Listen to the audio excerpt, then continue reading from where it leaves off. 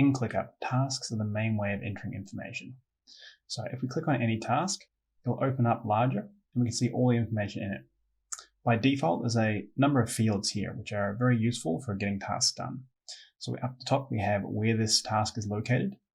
We have its status, who it's assigned to, and we can assign multiple people if we have that option turned on. We have the due date. We can also add a start date. And then we have the name, description, and this can be as much text as you want. You can include extra things like pictures, videos, links in here. And then we can also attach files. So we can attach files from our computer, from Google Drive. I also have Box, Dropbox, and several others turned off here. That are options as well. On the right-hand side, we can see this panel here. This is for communication, collaboration, and updates. So you can see here some history items.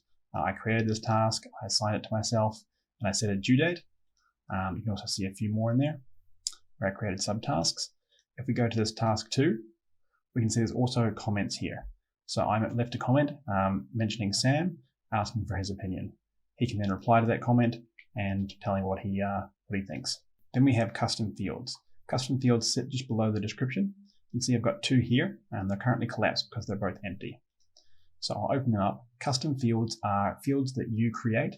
You give them names and you just decide which data type to use. So I've got one here that's a drop-down, and I've added some options here. Let's say this task is part of a strategic objective.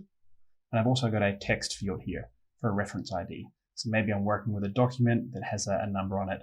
We can enter that in. I could have used a number field here instead of a text one. I just decided to go with text. And we can add more custom fields there. So you can have as many as you want to enter the data that you need in. And then finally, we have our to-do section. So there's 2 types of things here. The first one is subtasks. So let's say, I'm going to be uninventive here and go, once again, subtask 1. Actually, I'll go subtask A.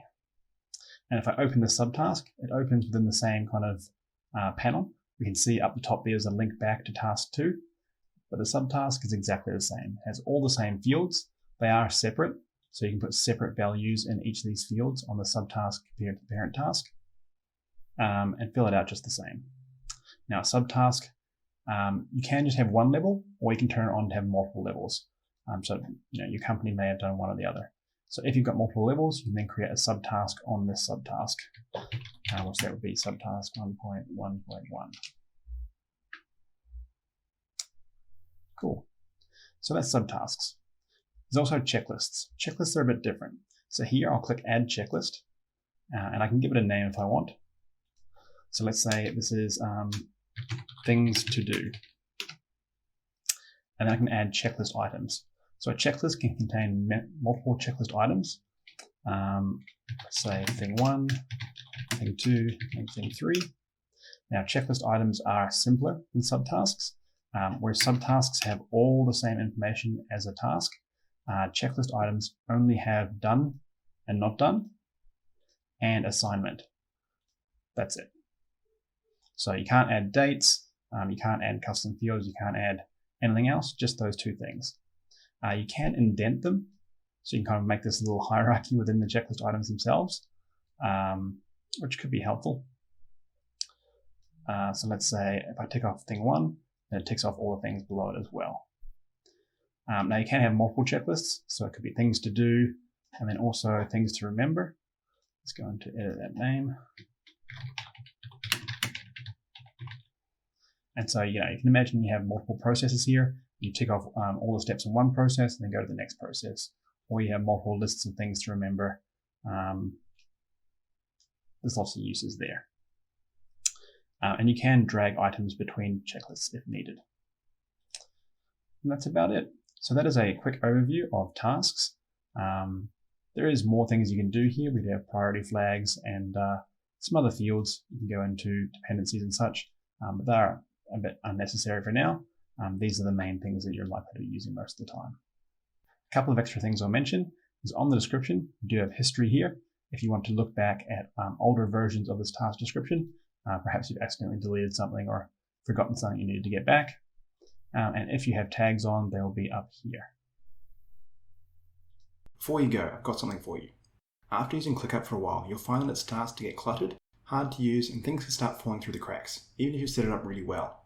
That's nobody's fault, it just happens. Cars need checkups to keep them running smoothly, and so does your ClickUp.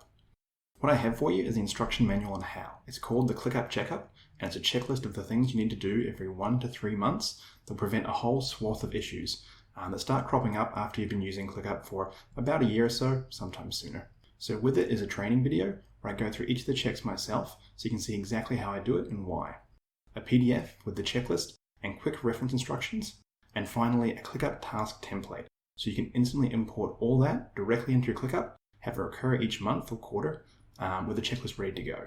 Click the link in the description to get it now and prevent the headache of having the clarity you wanted from ClickUp turn into confusion. I'll see you on the inside.